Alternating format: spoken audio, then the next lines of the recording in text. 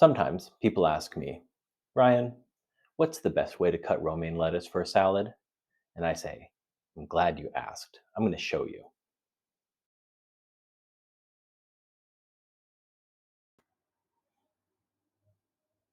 So here's what you want to do. The tip of the romaine is going to be a little bit bitter. So I usually cut that off, put it to the side. And basically, the idea is you're going to keep the root end intact. And you're going to cut so almost all the way down, but not all the way down. Cut the romaine head in half and then give it a quarter turn and then cut it in half again so that you've cut it into four pieces, but the root's still attached. That makes cutting it across these cuts a lot easier. And then just 1 inch cuts.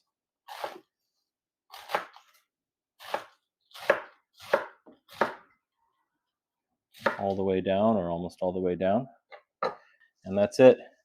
That's how I answer all of those people who asked me how to cut romaine into good pieces for a salad.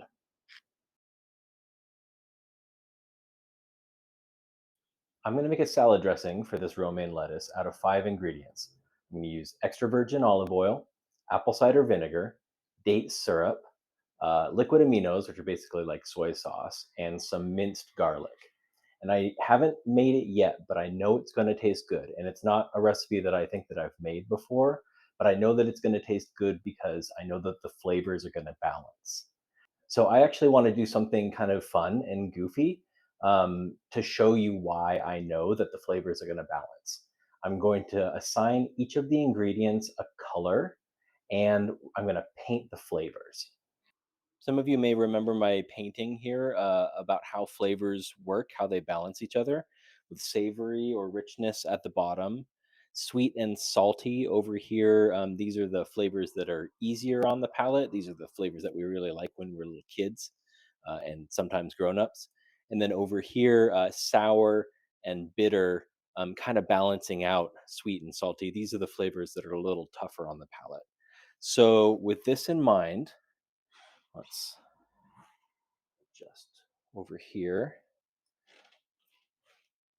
So let's paint the flavors in this salad dressing. On the bottom, let's give richness from the olive oil kind of at the base. Any fat is, like, by definition going to be rich. And so that's building this umami or savory or rich flavor. And olive oil has a little bit of bitterness. So it's building all over here just a little bit. Not sweet, it's not salty. A little bit bitter, mostly savory. All right, that's the olive oil. Then we have the other main ingredient is the vinegar, the apple cider vinegar. And so that is going to be pretty sour. So building over here, again, sour and bitter were over here on the left-hand side. So the zing of the vinegar is over here. And then we had garlic. Garlic, let's make garlic kind of green because garlic is green. Yeah. Garlic is also going to give a savory flavor. So it's also kind of pushing everything up with that foundation of richness. And it's a little bit sweet, yeah, and it's a little bit bitter. So we're going to climb up over here and build on the bitterness of the olive oil and the sour of the bitterness of the olive oil and the sour of the apple cider vinegar. Then we had instead of just salt, I'm using liquid aminos, which are very similar in flavor to soy sauce. So all of the salty is coming over here from the soy sauce. So now we're starting to balance out these flavors over here that are a little bit tougher on the palate with nice salty flavor. But the cool thing about liquid aminos or soy sauce is that it's also kind of savory because it's fermented. So I'm just gonna bring some of that over here, not because it's sour or bitter, but because it's kind of lifting everything up. So this layer that I'm painting on right here is that extra savory flavor. So you see these flavors are getting taller and taller. This is like actually what it looks like when you're building flavors on top of each other. Last but not least, we've got date syrup, which is going to add sweetness, but it's more interesting than just sugar, right? It has a savory flavor. Dates have a little bit of a savory. So we're going to make a layer of just savory in addition to the sweetness. And a tiny bit of bitter over here. So now see, this is balance. We don't have anything shooting up one side or the other. And this is also flavors building on top of each other. So this is that salad dressing.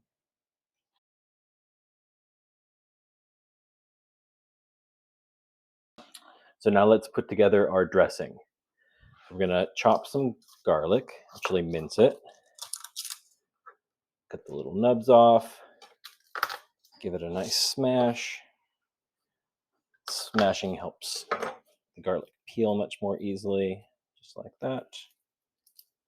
Just like that. And then let's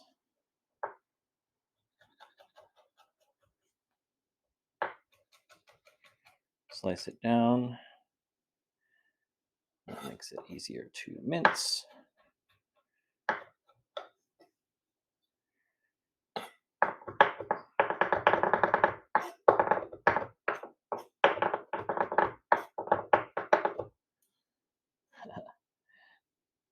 I had a chef once that said, "Whoa, golly goose, disaster." Okay, we're okay. Okay. I had a chef once that called this playing basketball, kind of like dribbling.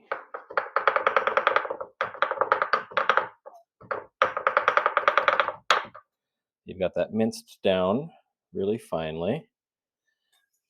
This is one of those moments where having a pastry scraper is super helpful.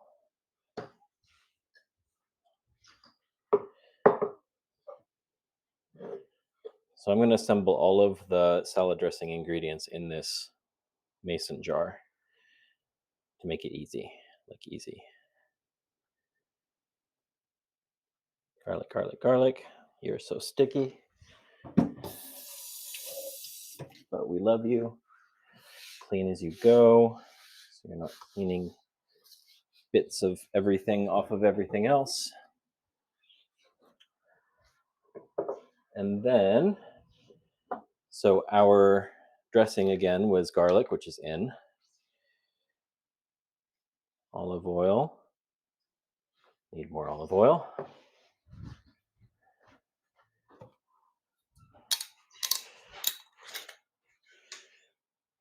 The classic ratio of oil to vinegar in a vinaigrette is 3 parts oil to 1 part vinegar.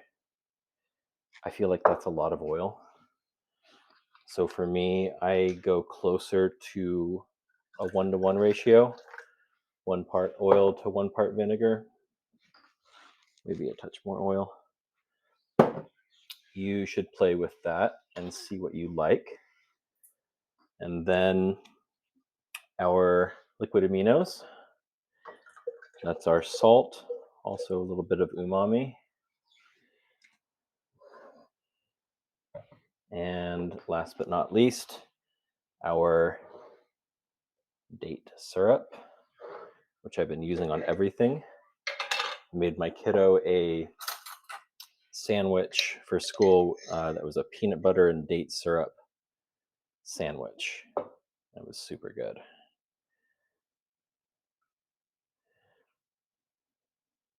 So the date syrup, the sweetness in the date syrup is going to balance mostly the acid in the uh, vinegar.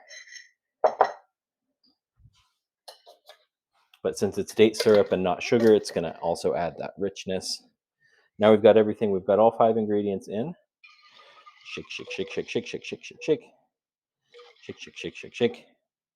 If you wanted this to be more of a creamy dressing, you could add a little bit of Dijon mustard or egg yolk.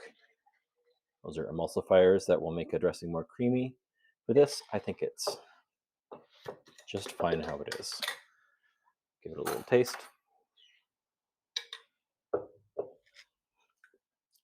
Yeah, that's bomb.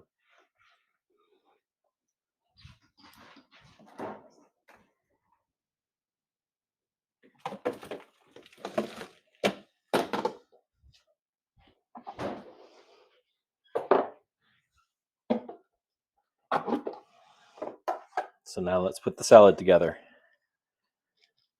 A little bit of pita. Not Hunger Games pita.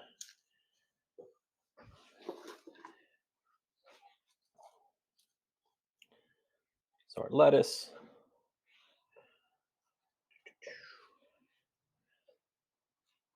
Our little grape tomatoes.